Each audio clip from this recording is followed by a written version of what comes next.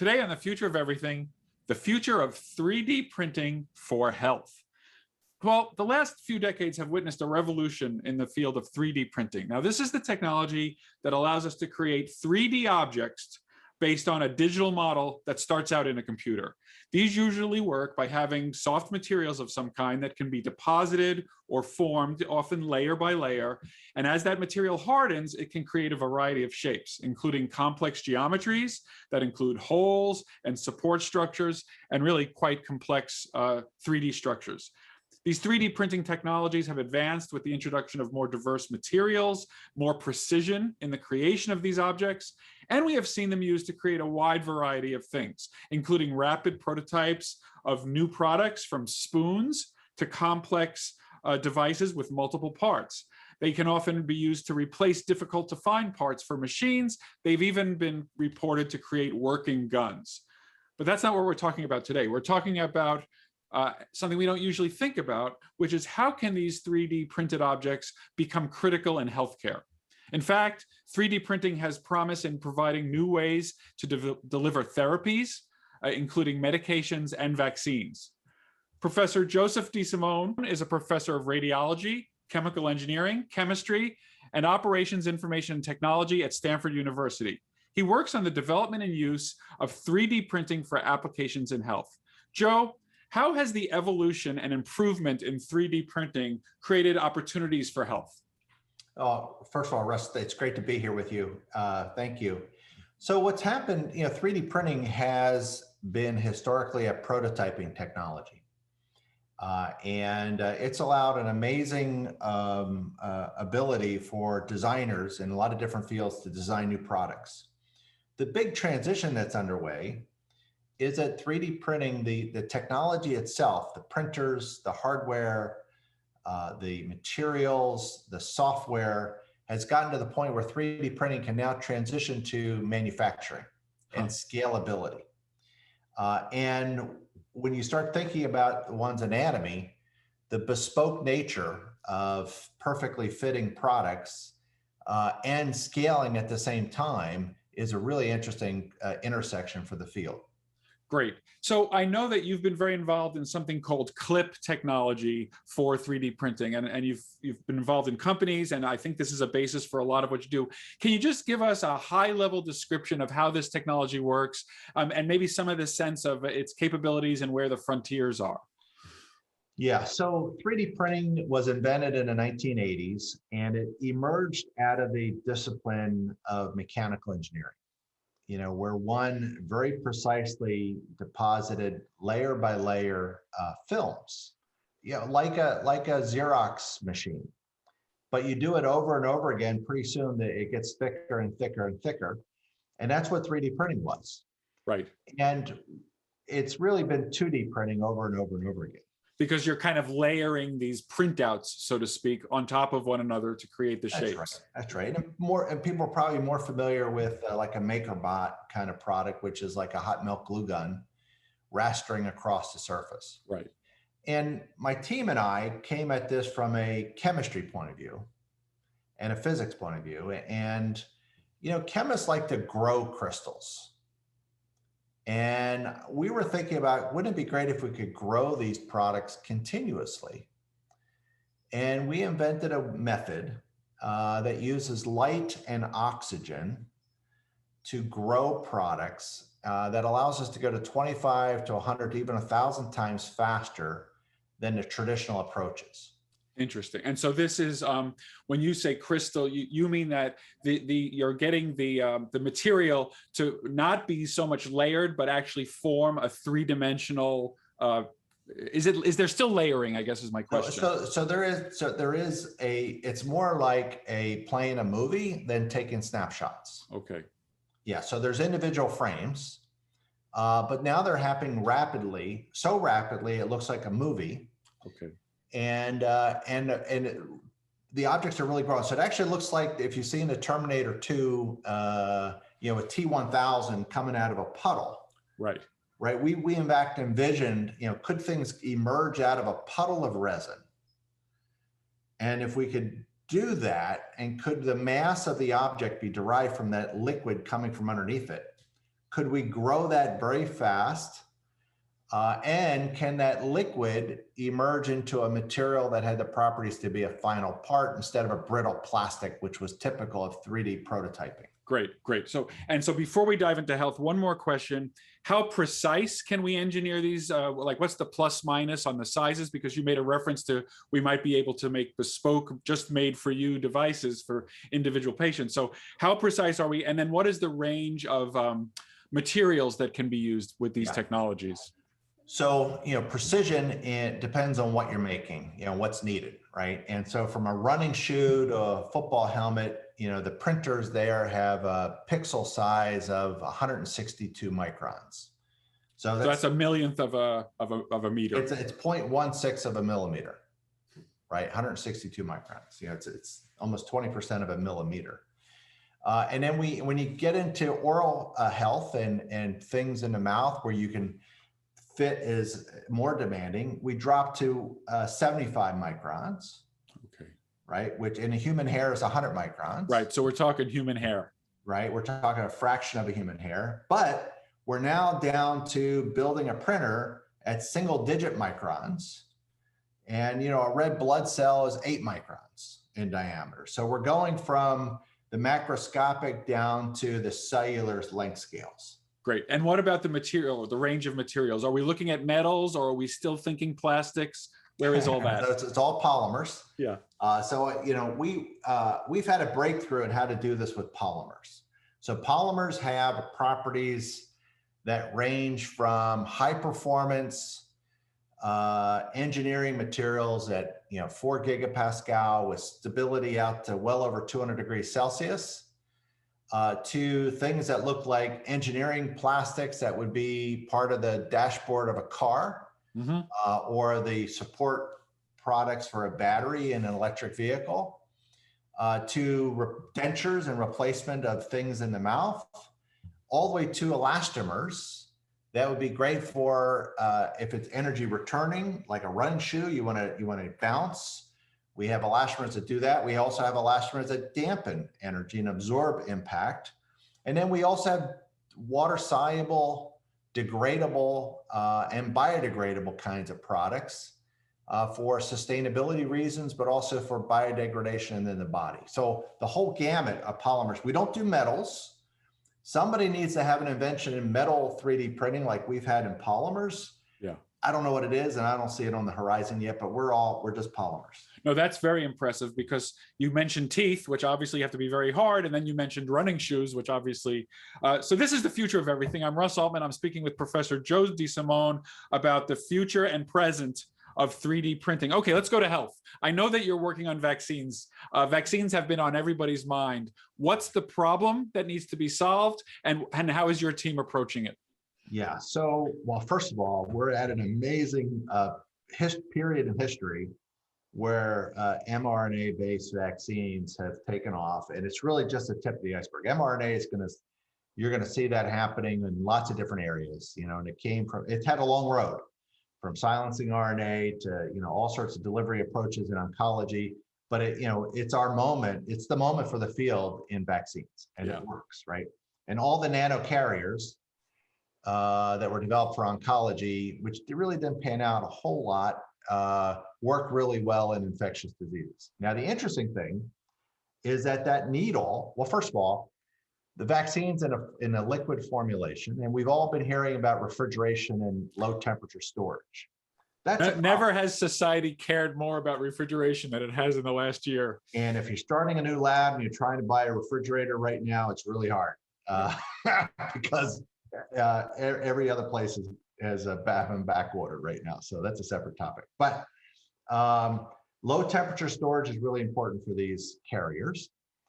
That's a problem, not only here in the United States, but globally, it's a bigger problem. And then you think about dealing with malaria and measles and global access, it's even a bigger problem. That's one thing. Yep.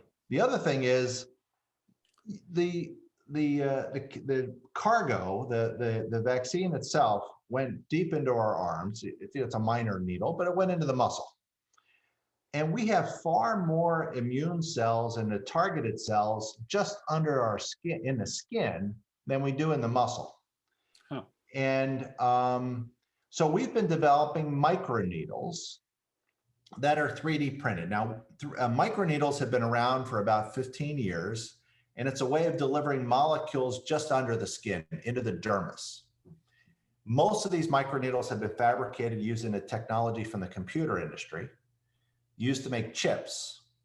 And they were making microneedles, and they showed that this is a valuable area of delivery. But the challenge is the kind of structures you can make in a fab are limited in geometry, but they're also really limited in materials. Right. So interestingly, we figured out that our breakthrough in 3D printing, which is continuous, uses light and oxygen, works really well at this microscopic level. And now we're 3D printing microneedles. And our microneedles can have geometries that you can't access in a fab. And we can make them out of materials that you can't access in a fab. And when you say fab, those are the fabrication facilities for like silicon wafers and other IT type products. Yeah. Yeah. And so we can make them out of what are called soft materials instead of hard materials. Yeah, you just described an amazing repertoire of capabilities in terms of the physical properties. And what we now do is we can now use those to deliver these vaccines. And so we've got a paper under review right now at the Proceedings of the National Academy of Sciences for a delivery of protein-based vaccines, the old type of vaccines, to the dermis, and we see 50 times more antibody response, delivering the same vaccine in a more precise way to the dermis than you do from a needle, 50 times. Now, so would the idea be eventually to get more out of a single vial of a vaccine, or to get a better response, or both? It's both, and it's more than that too. So not only you could do dose sparing, you can give somebody 1/5, or you can vaccinate 50 times more people, right, with the same amount of material. But I just want to bookmark that, because that is a huge, right now in the world, that would be a huge capability. And then here's another one. The immune response, there's two big channels of immune response. There's Th1, Th2, meaning the antibodies versus T cells, the long-lived T cells. We see a much more balanced response by delivering this into that dermis layer than you do into intramuscular delivery. So which should be a more long-lived, robust response, because it's both T cell and B cell response. And more interestingly, as important, the microneedles, the active ingredient now is in sort of like a lyophilized form of the active ingredient. Instead of in liquid form, it's a coating of sugar, actually, on the microneedles themselves as a patch, kind of like a Band-Aid. Yep. And it's a solid state, and things in a solid state are more shelf stable for long periods of time. So that can take a plane ride and get dropped by a parachute. Yeah. So here's what this could mean. We think that microneedles could be the OS of vaccine design, could be the operating system that could, in a plug and play approach, could address any antigen in time of need. It could eliminate the cold chain challenges. It can eliminate the healthcare workers' need for administration. Right now, there's 300,000 healthcare workers trying to administer all these vaccines, right? And we think it's scalable to billions of doses. So we think it's a new approach that could really address a lot of the supply chain challenges, the logistical challenges, and it's a better way of a better immunological response. So the vision, just to make sure I have this right, the vision is that these things come in, they're like patches, but they have little tiny needles, probably almost barely perceptible, but then you might be able to slap them on your arm or slap them someplace, and that will start the delivery. There may be less or no healthcare workers involved. And is that the vision? And it could be, you could get it in the mailbox. Yeah. Right. And UPS or Amazon would deliver it, or Walmart would deliver it to you, or you'd go pick it up. And yes. And so this would allow us, for example, the Gates Foundation wants to eradicate measles now, just like polio. Mm-hmm. And you're going to need to eliminate the cold chain issues and the sharps. And right now there's shortages of vials and all these things. And so it's really getting to a solid state delivery approach for these important vaccines. So I know another one of your great interests and expertise is this process of translating from discovery in the lab to actually something that can scale and really impact millions or even billions of people. So where are these ideas in that spectrum of early idea to we're ready to ship? And what are the big logistical things that you have to overcome in order to be able to deliver this? I'm sure people are wondering, when can I get this? It sounds great. Yeah. So we've been down this road in a not as important area, but an important area. Is think about dentures, right? Yeah, that's a $14 billion market. When you get fitted for dentures, it's typically 8 chairside visits of routine, going in over and over again to get it perfectly fitted because it's handcrafted. Right. We are now working with others that have digital scanners for the mouth. Right, just like your iPhone, but and it scans through videography, right, and close cousin to that. And it's a digital capture. So we've now developed the world's first FDA-approved 3D printed dentures. And it took us about 2 years to do that. But you think about what's happening. You now go to two chairside visits instead of 8. That's huge. It's perfectly fitting instead of a person, thinking about, putting that blue tape in there. Is it rubbing here? Is it rubbing? That's archaic. Now you're giving me post-traumatic stress just thinking about my last trip to the dentist. Yes. So this is digitally fabricated now with precision that you can't replicate with handcrafted things. And if you're trying to scale anything that's bespoke, you've got to do it digitally with digital scale, So we've been able to accomplish this. And these kinds of materials, the denture base, the denture teeth, are close cousins to the kind of sheet of plastic that we'd have on the patch for delivering vaccines. Right. So we're now going through collecting all the data in animal models for the vaccine approach. And we're working with industry, all the big names in the vaccine space, for using their vaccines and delivering them. They're coming to us now because they want to get away from the cold chain issues. They want to go to dry patches. They think this is going the way of Amazon. Right. But what I think this is also lending us to is wellness monitoring, which, look, Tom So and our colleagues here at Stanford have been looking at ways of monitoring the human body, like people monitor jet engines, and all the sensors. And, the readouts of glucose, is a really important one, or oxygen is really important. We only monitor 2 molecules like that. And so the idea of, can we use these same microneedles to access interstitial fluid? Because that's where we're delivering. So you turn it and you pump it in the other direction out of the skin to get a sample. Yeah, now people have been obviously looking at blood all the time for this. But we have 5 times more interstitial fluid than we have blood. And the molecules found in interstitial fluid mirror the molecules that we see in blood. Right. Way better than tears or sweat does, right? And so the ability of having new kinds of devices for monitoring, again, 3D printing opens up these kinds of objects, especially to get down to single-digit micron resolution, for new types of sensors in that area. So this is where this field's going. This is the future of everything. I'm Russ Altman, and we'll have more with Professor Joe DeSimone about delivery and sensing of human physiology next on Sirius XM. Welcome back to the future of everything. I'm Russ Altman. I'm speaking with Professor Joe DeSimone about 3D printing and about methods for introducing this technology into healthcare. Now, in the last segment, we talked about vaccine and vaccine delivery, but I know that, in fact, you mentioned mRNA, and mRNA has also been very successful with the vaccines, but it has not been so successful in its applications for drug delivery, for example, chemotherapy for cancers. I know that you've also been working on these 3D printing technologies for the delivery of drugs. Where is that? What's the idea there, and what's the status? So one of the big challenges in oncology in particular is the systemic side effects. And what's also interesting is, imaging and early detection has taken off as a field, but a lot of our treatments are still systemic when the cancers are locally identified. Right, you only have cancer in the lung, but I give you this poison that goes throughout your entire body. It's crazy. It's crazy. So the opportunity for local regional delivery is increasingly important. And, X-rays do that. X-ray treatment is very local, it's focal, right?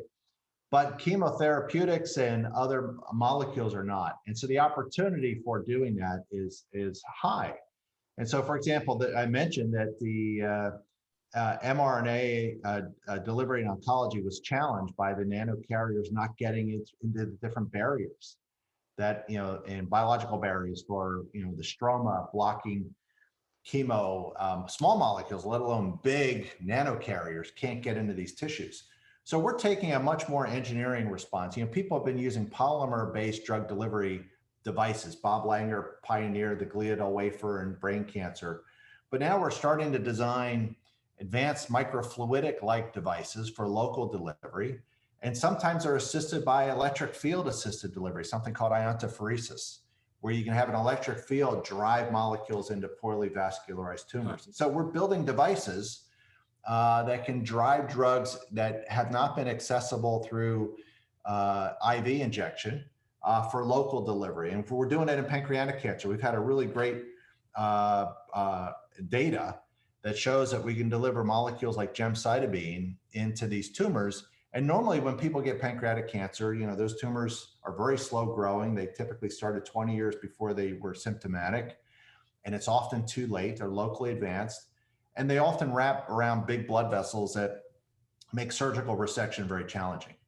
Well, we've been able to address some of that with this local delivery, and we've been able to show 40% regression of tumor volume for these very challenging pancreatic cancer tumors. The first time people have seen tumor regression. So we published a paper in Science Translational Medicine using these local drug delivery approaches. We just spun out a company called Advanced Chemotherapy Technologies, or ACT, that is funded by Vinod Khosla here in the area.